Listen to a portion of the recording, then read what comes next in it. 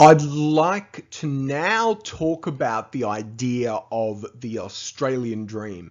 And the reading for this week talks about the American dream, and you can talk about, the equivalent dream in all sorts of developed nations. So this is not necessarily a peculiarly Australian thing.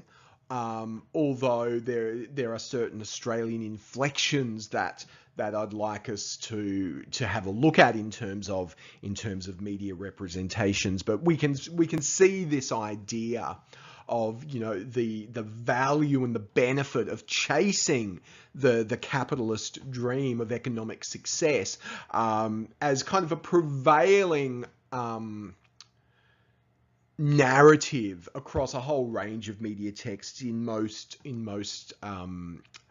developed capitalist nations. So it's a very powerful way of normalizing ideology and normalizing an acceptance of capitalism as a natural, normal, and good thing, and something that we should attempt to pursue in terms of financial success.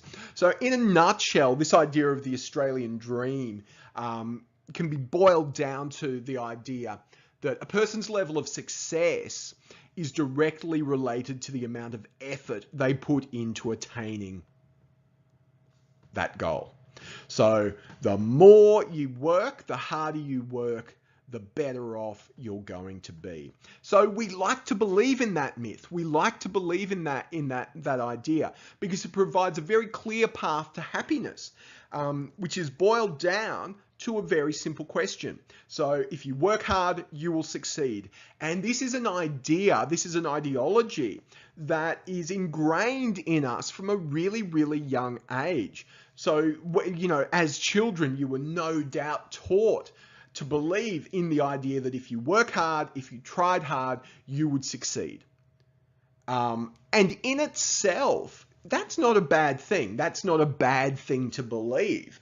It's hopeful, it's optimistic, it's fundamentally a positive thing. However, that statement, that idea that if you work hard, you will succeed, ignores questions or structural questions of inequality and barriers to success. So it encourages us to forget those. It encourages us to forget the idea that depending upon where you live, that may determine your socioeconomic position and your ability to change that. In terms of things like access to education, employment. So those more fundamental underlying barriers to socioeconomic growth are forgotten about in that idea of if you work hard, you succeed. So how that idea can be critiqued is that it encourages us to become compliant workers in a capitalist system. So we continue to strive, we continue to work hard in the belief that eventually it will pay off.